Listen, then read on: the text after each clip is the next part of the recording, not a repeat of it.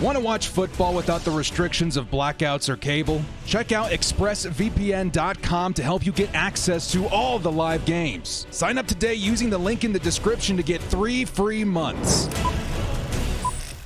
Kia ora, Bolt fam. It's the Director, Chargers fans. Today we're going to be covering a topic I actually wasn't too sure I'd be making a video on, but you know what? It's been on my mind an awful lot lately, and I do think it is something that could realistically happen. The Chargers making another trade, before training camp here in 2022? That'd be ludicrous, right? In a season where we've seen a flurry of uncharacteristic moves already, could we really see another one? Yeah, I actually think we could. Would it be huge? Would it be like Khalil Mack size? Absolutely not. There's nothing that we could do realistically that could top a Khalil Mack. But I do still think there's things that the Chargers could do to really go over the top. And a lot of them, in my opinion, especially the ones I laid out in this video, are very reasonable in terms of compensation, both in draft capital and money, via contracts, making sure everybody fits under the cap. And I don't know, man. I just got a feeling about it. And I think it's something that really, really makes a lot of sense for this year in particular. And this season right now with Tom Telesco and Brandon Staley, we've got a lot of moving pieces, right? The Chargers are likely testing the waters in OTAs and in minicamp. And I don't think it's too unrealistic to think that they could discover an area of need and go after yet another addition via trade. In a season where it's blatantly obvious that we're going all in, I think it's a strategy that could pay off big. Tom Telesco, Brandon Staley, these guys have come together and made a beautiful mind baby of intelligence and strategy. It's something that makes a lot of sense to me. So I'm going to give you guys a list of some guys I think the Chargers could go after via trade to really give us the best possible odds at making a Super Bowl. Now, before we do get into it, guys, question in the comments like we always do. If the Chargers are willing to part with, let's say, a third-round pick next season, who do you realistically want the Chargers to go after? And who do you think is going to help us win this season? Let me know in the comments section below. Before we do kick off, guys, hit us off with a like and sub if you do enjoy this Chargers content. The small amount of time you guys take to hit the like, sub, and bell notification helps me out a lot. Let's get into this one. I'm pretty excited about it, guys. I think there's some solid ideas in this video. Lights, camera, action.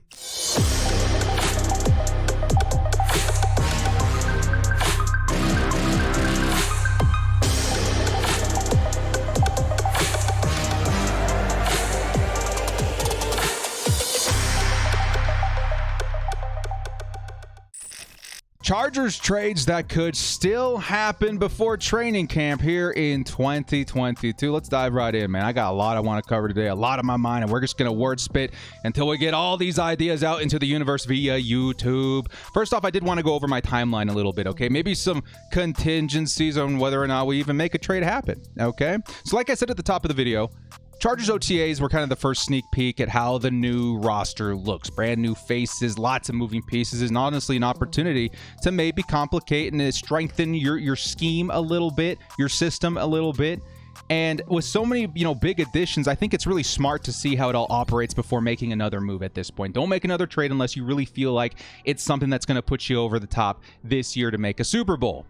And with minicamp also beginning as well, it's going to give us, a good look at potential holes and weaknesses that Tom Telesco and Brandon Staley are going to want to cover. The Chargers are going all in. 2022 is being set up to be a major push to the big game. Now, Sean Merriman did allude at one point to another possible move after the flurry of signings this offseason. Whether or not that's, true or not, I do think the idea of another acquisition is very much so strong.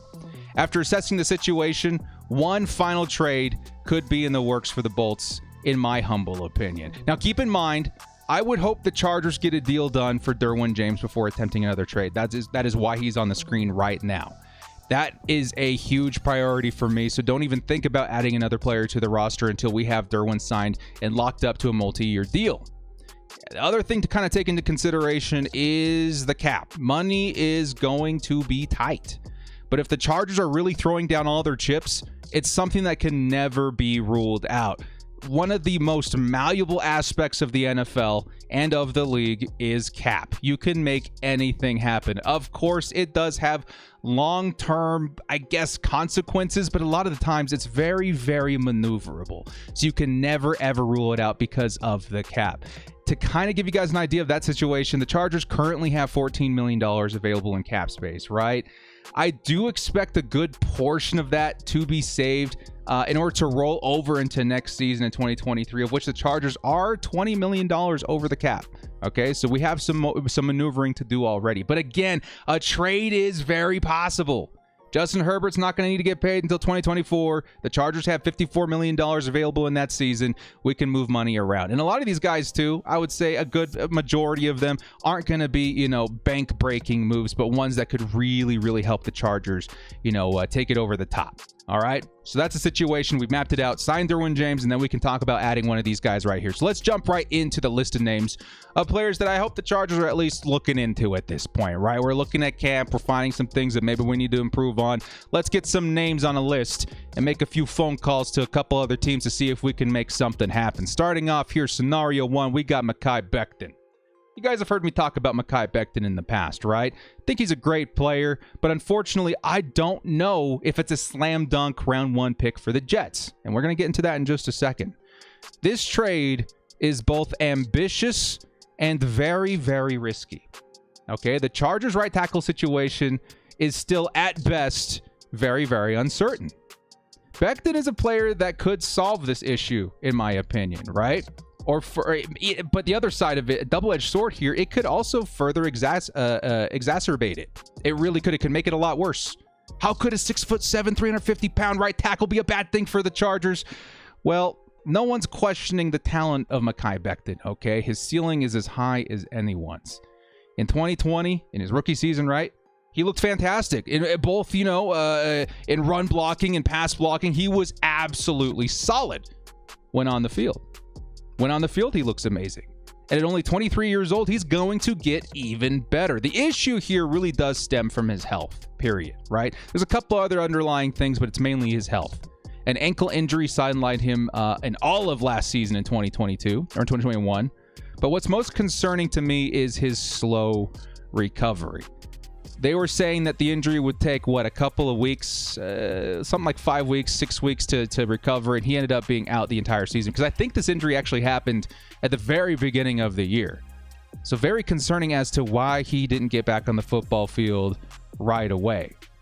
But still, let's say you're looking at this situation through an optimistic perspective, right? This could in turn create a big opportunity because the rumor mill went haywire. With talks of the Jets might wanting to move him, right? I think there are some rumors that internally they were open to the idea, let's say if they landed an Ike Ekwonu or some other big tackle prospect in the draft, and that does open a door. With Becton's injury concerns, wrapped up in all this as well, it's going to lower his cost. But that doesn't mean he'll be cheap, okay? I have this trade scenario going down as such. The Jets would receive a 2023 second-round pick from the Chargers, as well as Jerry Tillery. The Chargers would, in return, receive Mekhi Becton and a 2023 seventh-round pick. So we're giving up a second and Jerry Tillery in order to go get Mekhi Becton, who does have quite a bit of red flags, but also carries a lot of potential. The fact of the matter is, it's very rare to see an offensive lineman of his caliber available for trade, okay? And the only reason he is available is because of those concerns. I think a realistic trade could realm in the range of Tillery and a second in exchange for Becton, given this situation. And it's a lot. It still is a lot. Second round pick is still a lot. But remember, Becton is a very special player who could develop into, let's say, like a top 3 right tackle in the league if things just pan out. This trade also helps the Chargers trim the roster fat a little bit as well, right? Tillery is already a cut candidate for me. But this doesn't mean he can't shine on another team. Okay, the Jets operate in a 4-3 system.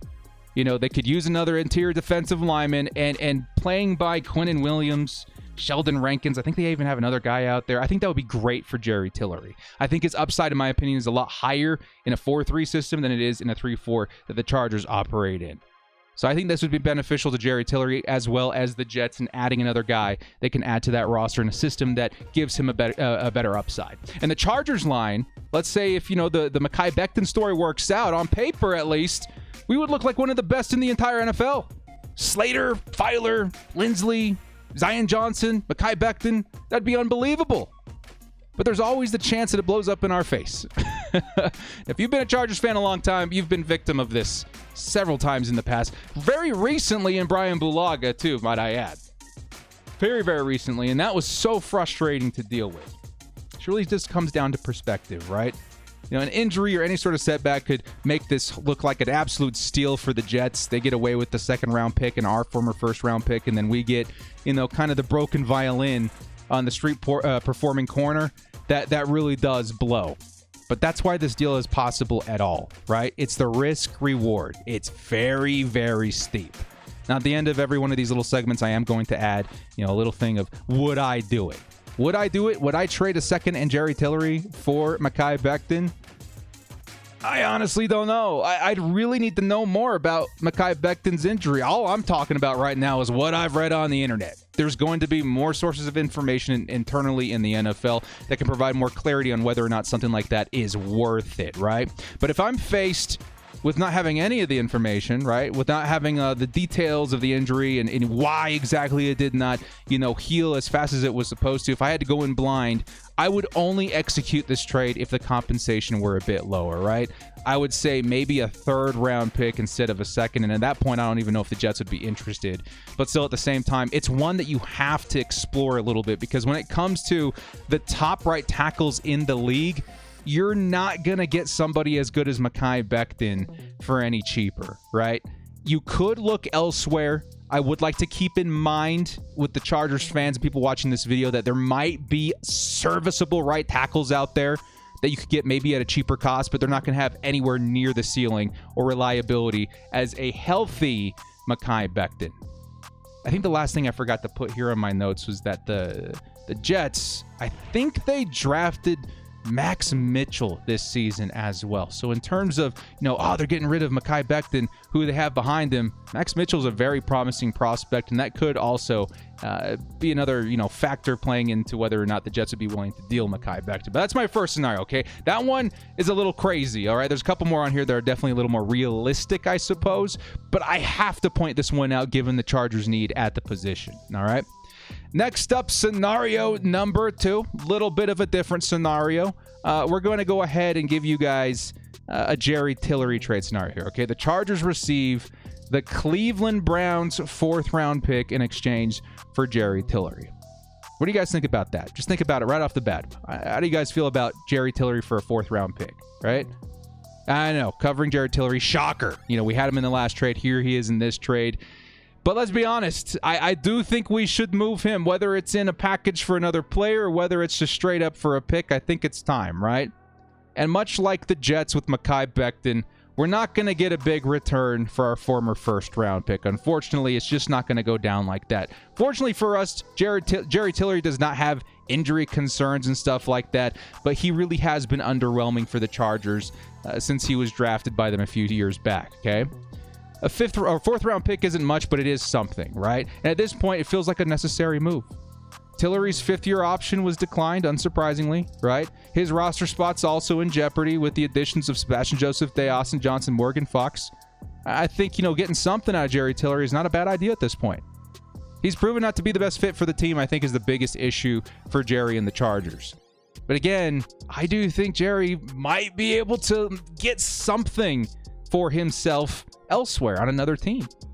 Like the Jets, what we're talking about before, the Browns also do operate in 4-3. In my opinion, I really think he's, better suited for that sort of system. And not only that, but he'd be playing next to Myles Garrett, Jadeveon Clowney. It's a good situation for him. And this situation feels great, for the player. It feels advantageous for both teams, right? The Browns need more help on the defensive line. They have some great pieces, but they need more. The Chargers gain a 4th-round pick where they otherwise are walking away with nothing. And finally, Tillery gets the chance to prove himself, right? With a solid season, The Browns could definitely, offer him an extension into 2023. But at worst, let's say Jerry Tillery does have a solid season with the Browns. He's better positioning himself to get signed as a free agent elsewhere. If he stays with the Chargers, I don't know if he's going to be able to put together a resume for any sort of contract that's respectable in 2023. So would I do this? Would I trade away Jerry Tillery for a 4th-round pick to the Cleveland Browns? Yeah, I would. I would have done this yesterday. Because in terms of cap, it does free up $2 million. But beyond that, I think it's a necessary move to help the Chargers accomplish what they want from the interior of the defensive line, right? And that's stopping the run. Chargers fans know this. I know this. We all know this. Everybody's grandma knows this. The Chargers totally sucked at stopping the run last season. And if you're really going to commit to it, and you're going to commit to better changing yourself, to improving yourself on the terms of run defense, you got to do it at all costs. And it might be letting go of Jerry Tillery. Let Tillery try to rebuild his resume somewhere else, but keep this line, very strong versus the run. Make room for guys like Braden Fayoko to make the 53. I trust Fayoko way more in run defense than I do with Jerry Tillery. And honestly, I do wish Jerry Tillery the best. I think he could still make the roster this season. I think the Chargers still look at him that way. But if it were me, I'm doing whatever it takes to fix that run defense. And unfortunately, it's giving Jerry Tillery a chance to go build a resume elsewhere. Okay? There's my scenario 2.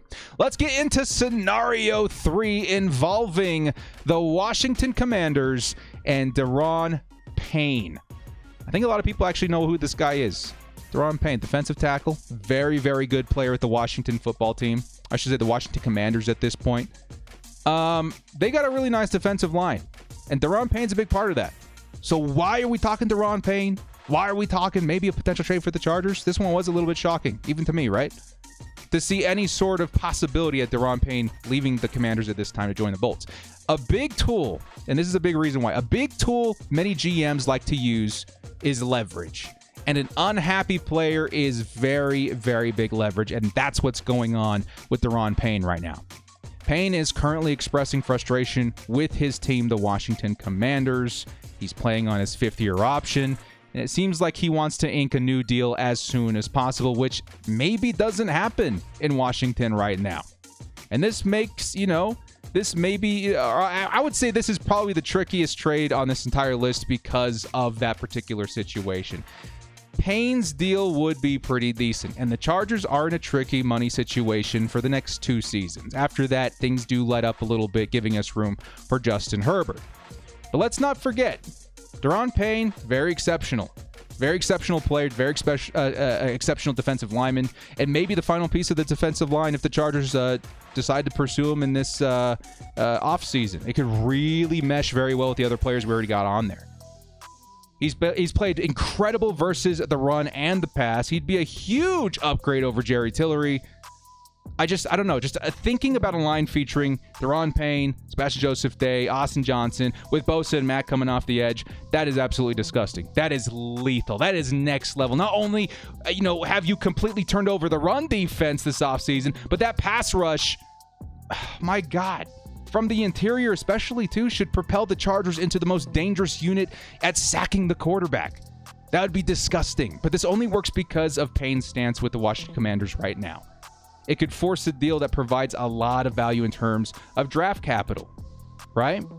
A 3rd and a 5th is what I'm projecting here. The Chargers would receive Daron Payne in exchange for a 2023 3rd-round pick and a 5th-round pick, okay? Maybe a little bit more pricey than some other guys we're going to see, but definitely not out of the question. And I do think that is in the realm of possibilities with a disgruntled player on another team. We've seen much better players moved for a lot less compensation. So would I do this? Would I go after Daron Payne for a 5th and a 3rd? I don't know. Maybe not. I think I'm leaning towards not. I'd need to be very confident that Payne would not only, fit Staley's scheme, but shine in it. Because you're talking about extending a guy right away, upon signing, upon trading for, and that's going to be very tricky to navigate. If that's the case, I think my other stipulation is that Derwin is extended beforehand, obviously, and that the money makes sense going into the future. If all these conditions can be met, I would be ecstatic to see him join the Chargers. This one, there's going to be other teams looking to trade for him if he really is going to become available. I don't know if the Chargers get outbid. Again, I don't know if the money makes as much sense, but it's one that I wanted to list because it is a pretty big name at a position that would really help the Chargers that could become made available very, very soon. All right. Now let's get into some super interesting ones that, again, might be flying under the radar a little bit, probably for good reason on a couple of these different ones, but man, does it make a lot of sense, at least in my brain. All right. Scenario number 4, the Chargers could be targeting Jalen Reagor. All right. I can feel everybody staring daggers at me. Just hear me out, okay? Please. I understand the background on Jalen Reagor, the emotions on Jalen Reagor, the opinions on Jalen Reagor. Just give me 1 second here, okay? In this scenario, the Eagles would receive a Chargers 2023 6th-round pick in exchange for Jalen Reagor, okay? Let's start things off soft that way. Now, Jalen Reagor, a former first-round pick, has really struggled. He's really struggled bad in his time in the league after only logging, 695 yards, 3 touchdowns over his first 2 seasons. He is far and away from what the Eagles were hoping to get when they drafted him in 2020 in the first round. However, just like we're talking with Jerry Tillery, right? One man's trash, another man's treasure. It doesn't mean another team can't benefit from his skill set, even in a limited role. And that's a big word for this little segment. Limited. Circle it, bold it, underline it. Limited role. Jalen Reagor, Los Angeles Chargers. Those are your keywords.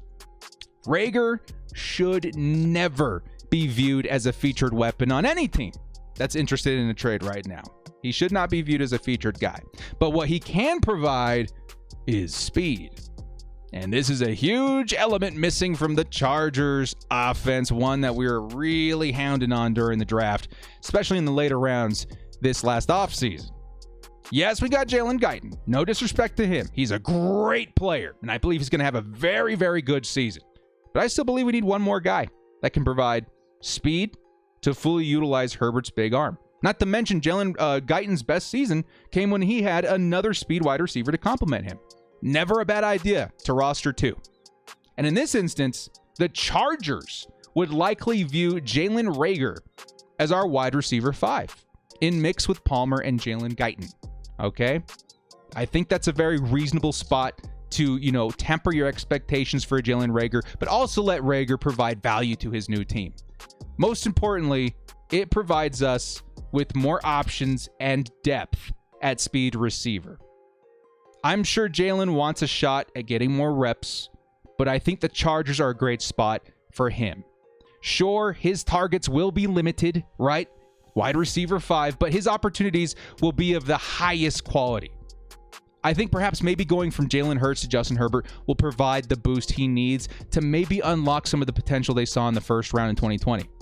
As for compensation, it's really not hard to believe that the Eagles would move on from Jalen Reagor for a mere 6th-round pick. They need to look to get something back because Reagor is likely not even making the roster this season. Reagor is fighting right now for a roster spot on a unit that already features Devonta Smith, A.J. Brown, who they just traded for. They got Quez Watkins, Zach Pascal.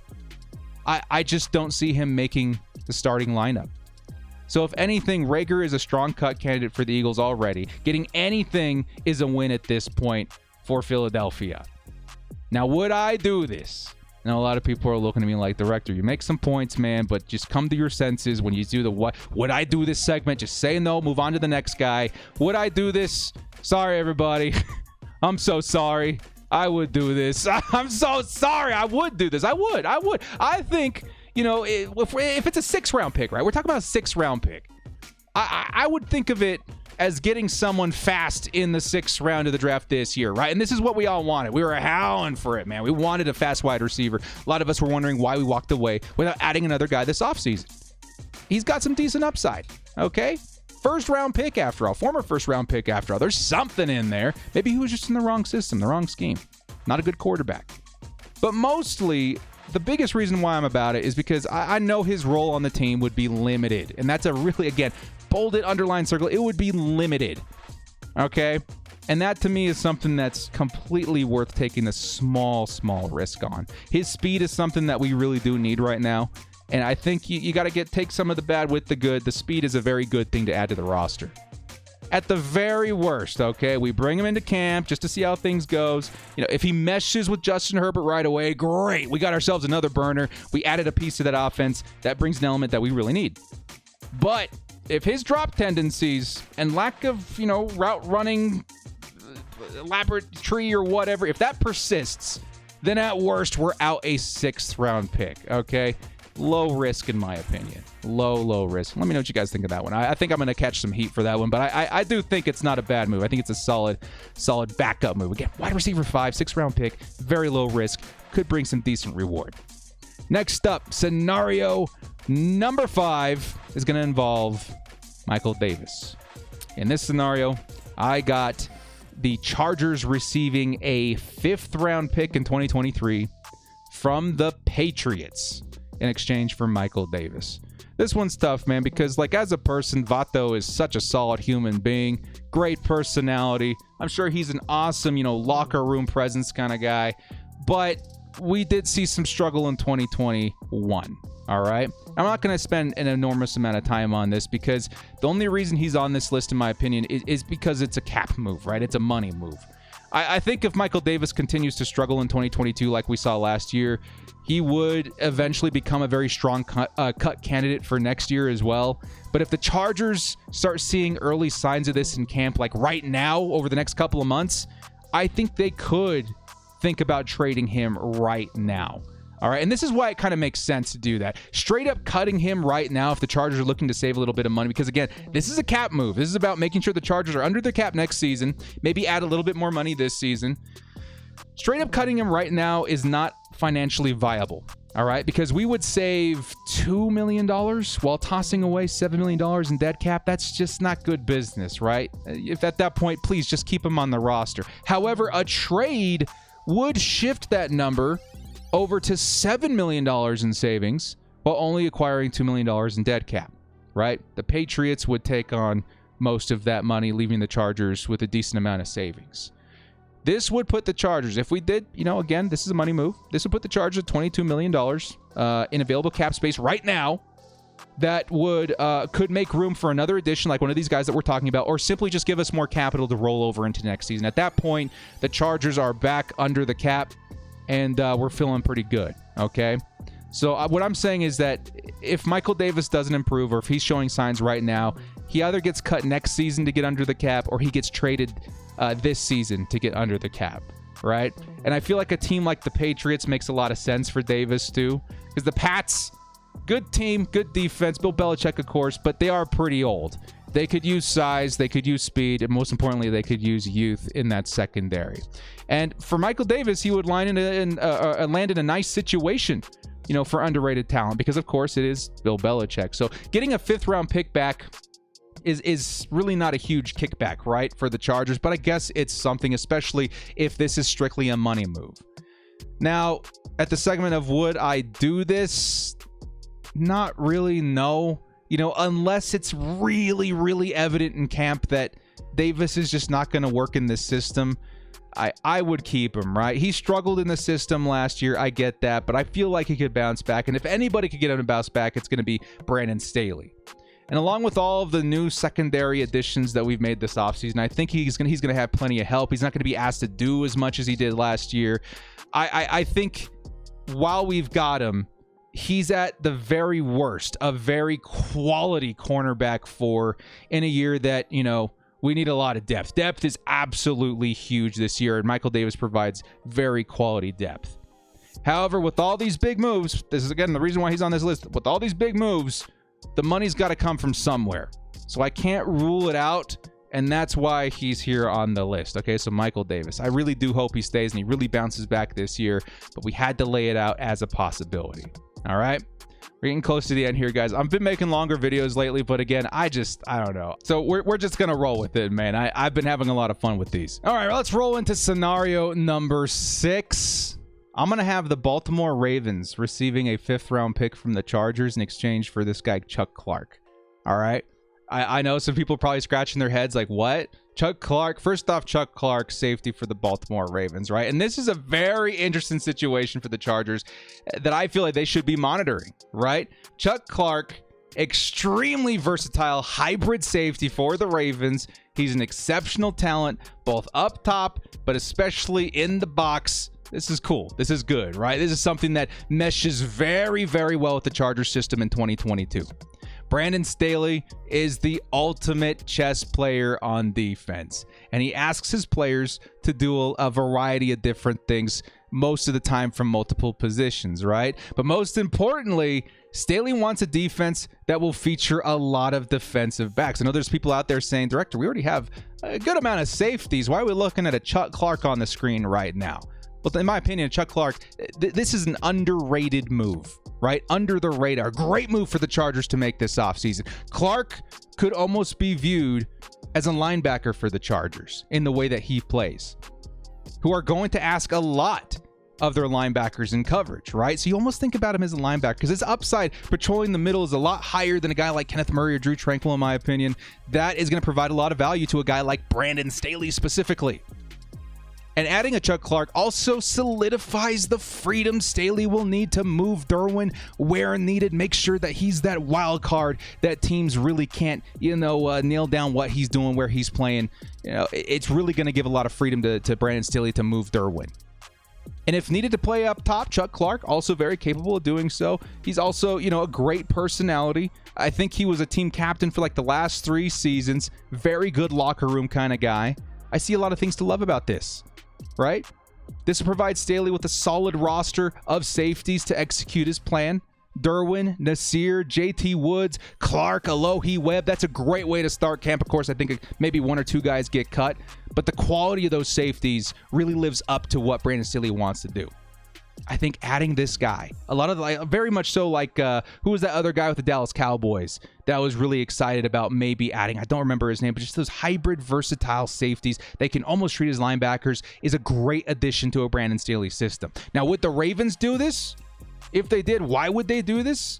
Well, the biggest reason is because they're loaded at safety. And Clark's role right now is very unclear with that team. Because after signing superstar, they got Marcus Williams in free agency. They drafted Kyle Hamilton, who's considered to be, by many people, the very best player of his class. Will Clark have a chance, to see nearly as many snaps as he did last season? Probably not. Now, theoretically, they could use him in the same way that I've outlined for the Chargers, right? Just kind of more like a linebacker than a safety, play him in the box a lot. But their defense, it isn't operated the same way as the Chargers. And they've already got linebackers like Patrick Queen and Josh Bynes that are patrolling the middle. So I think a trade for Clark involving, let's say, a 5th-round pick again, and maybe some change, I would be willing to do so. I think that's viable. They're loaded at the position. Clark might be better used elsewhere. And this would offer the Chargers a whole lot of versatility while also stacking their chips in their DB-heavy scheme. This is kind of a bold move that we're seeing this offseason. Lots of defensive backs.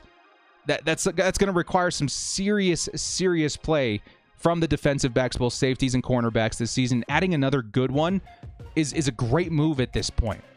But most importantly, this would free up Derwin to the max, right? To the max potential. We could see as many as 2 safeties manning the box at the same time. Both very good versus the run. Chuck Clark, very good versus the run and the pass. Him and Derwin James in the middle, that could be a very possible thing, especially with JT Woods up top now with Nasir Adderley. That's the kind of versatility, flexibility that I want to see from these players in 2022. It's going to make passing versus the Chargers very challenging for other teams this season. So would I do this? I think you guys could kind of, key in on that already. I would absolutely do this. If our scheme wasn't as DB dependent, right? If it was a different situation, coach wasn't looking to do, a bunch of nickel and dime this year, I would pass, right? I'm like, Chuck Clark is good, but he's not like that good, right? I think I would maybe still consider it because you can move Derwin a little bit. But if it weren't for the scheme, maybe I do pass. But with, what we're seeing in camp, what we're seeing with Brandon Staley, what he's saying, it just makes a whole lot of sense to load up at the position. So I like that quite a bit, all right? And this video is already forever long enough, so let's just jump right into the next guy right here. I love Chuck Clark. My bonus scenario. Okay, I was just going to do 6, but this one really has been on my mind a lot lately. I think I kind of brought up the idea of it a couple of weeks ago. Bonus scenario number 7. We'll go back to the well of the Washington Commanders. The Commanders receive a 2023 5th-round pick from the Chargers in exchange for Taylor Heinicke. This might come as a shock to some people, right? But hey, it's my bonus trade. We're going to go crazy with it a little bit. I'll make this one quick. The Chargers are really going hard this offseason, right? It's insane. We've seen nothing like it in the history of the Chargers, at least in my opinion. But the fact of the matter is, part of the equation of going all in is also covering your bases a little bit, right? The Chargers don't need a quarterback, but it's probably a good idea to have a very quality backup. And the Chargers quarterback 2 situation isn't great right now. I prefer, Easton Stick over Chase Daniel, who we currently have on the roster. But even then, I don't feel good about our backup's ability to perform if needed. The Chargers should snag a very capable backup while they can afford it, especially in a year or, in a pair of years that they're loading the barrel for a big push, loading both barrels. Heinicke is a quality backup who without a doubt could start in a pinch. I think he could start for a lot of teams that are quarterback needy right now. He looked fantastic with that ragtag group of Commanders, right? I feel like he was more than serviceable. Kind of reminded me a little bit of that Kirk Cousins vibe. He looked awesome. He could almost, look like a quality starter if given the weapons that the Chargers can offer. You put Heinicke on the Chargers, I think you're going to get some bids for a starting quarterback at other teams. Not to mention a defense that you can lean on for a Heinicke if put in that situation. He's one of those guys, one of those game managers that with this particular team could still go out there and win games. Now, why would the Washington Commanders do this, though? They have to love him. If I was a Commanders fan last season, I would be all over Heinicke. I'd be like, man, this is the dude. This is the dude. Let's go into the next season with this dude. Well, they decided to go out this offseason and sign Carson Wentz. And if you're a Commanders fan in that situation, maybe you're crying a little bit inside, right? If I were them, I would have started Taylor Heinicke. 100%. I think Wentz is just not going to pan out for the Commanders, which really sucks. I feel bad for that franchise. They've been in such a quarterback pinch for a long time, but it is what it is. Take advantage of the situation if you're the Chargers. On top of that, they also drafted Sam Howell, who I assume is going to be like a long-term investment developmental guy to learn under Carson Wentz. So that could maybe leave the door open for a trade for Taylor Heinicke. And I think it's, one that the Chargers should absolutely consider. However, I do think a trade, if it is made openly available, if they're like, hey, league, we're maybe trading Taylor Heinicke, let's get some bids in here, I feel like other teams will be willing to offer a lot more than a 5th-round pick. So this would need to be executed in the same manner as our Khalil Mack trade. Like, imagine if the Bears GM came out and said, hey, Khalil Mack's on the trading block, send your bid. There's no way. There's no way the Chargers get him for a second. Somebody would have paid a 1st-round pick for that guy. So we would want to execute this trade in the same manner as Khalil Mack. Keep it under wraps. Get your guy. I think it would be a solid move. So would I do this? Would I trade a 5th-round pick for Taylor Heinicke? Yeah, I would, right? Heinicke's contract is small. It's not going to really hurt the books. Combined, with what you would save from cutting Chase Daniel, I think it's in the realm of like $2 million. Not bad at all. And I think, again, very good idea to have your bases covered when the whole roster is just so solid. Get that QB2 situation under control. Will this happen? Probably not, but you could almost let it represent, another backup quarterback. You can find other situations where maybe the backup can move to another team and the Chargers could benefit from it. Whatever. Heinicke, to me, makes the most sense. It's a move that I would make, and it's one that's been in the back of my mind for a while, so we're going to put it into the video, okay? So to wrap up this extremely long video, which has become very habitual of the director, I do apologize. We're going to try and bite-size the videos a little bit more in the future. Let's just wrap it up here with a couple of notes, okay? I did not move a 1st-rounder in this video. I don't think the Chargers should do that. The Chargers are going to need to start thinking ahead in terms of cap relief because, again, Herbert's contract's coming up. Derwin's going to need to be extended here very, very soon. We're already $20 million over the cap next season. We still have $14 million this season, so it's not as bad as $20 million looks on paper, but it is what it is. We're not going to have the same kind of money we had this year. We signed a lot of money. We spent that money. It's spent. It's in the books, right? But I think you need to start thinking ahead about that. Do not trade away your 1st-round pick. Let those guys be quality players for you next season on a budget, right? That's the best way to save money is to draft your guys. Most of these guys that were on this list too, Jalen Reagor, a lot of the ones that I feel like can contribute and aren't like really damaging to the cap situation, I think they do warrant smaller contracts. The bigger guys like Daron Payne and stuff like that, not Daron Payne actually, like the first one that we covered in this video, I do feel like, bringing in a guy like a rookie, Mekhi Becton, he is a rookie on a rookie deal, so that should offer a little bit of leeway to make sure, you know, got your bases covered a little bit, that he makes sense, that he's going to stay healthy. And if he can't stay healthy, you're out a second-round pick, and that sucks. But at least you're not out a whole bunch of money because you didn't have to extend him right away. So Payne is kind of the other exception. He's probably a little bit iffy, but risk and reward is kind of the theme here. We're going in hot. 2022, huge year. It's being set up that way. But the biggest factor that I'm also considering in the Chargers maybe grabbing another guy via trade is how loaded we are right now. There are some players listed, you know, that can carry some considerable risk, again, like Mekhi Becton. But this is the rare occasion where we can afford to roll the dice. And if it were up to me, I think that I would be okay rolling the dice on a Becton and stuff like that. I would target a right tackle or defensive lineman at this point. Those are my priority positions. But we don't know what's going on at camp, right? These positions could look solid. Trey Pipkins, he could look fantastic. We don't know. Defensive line could have gelled to it in such a way that it's like, wow, defenses are going to really, you know, suck running against it this season. Maybe we don't know. Maybe it looks solid. If that's the case, a trade for, you know, one of the other positions that we covered also makes a whole lot of sense to me. So either way, I think a trade's very much so on the table. And if it happens, it'll likely go down before training camp in order to give them time to acclimate with the team. Let me know of these trades, which one is your favorite and which one you would be most willing to do. Some of them may be lower. If gun to your head, if you had to choose one of these trades to do, which one would it be? I think that's a great question. Would you take one of the lower risk, maybe decent reward kind of guys like a Jalen Reagor, or a high risk, high reward guy like a Mekhi Becton, but at a much bigger position of need? Let me know in the comment section below. Let's do this, baby. It's the Chargers era has begun. If you guys did enjoy this Chargers content, hit us up with a like and sub on your way out. This has been The Director. We'll see you next time. And as always, bolt up and stay frosty. This is the year, man. We're going in hot.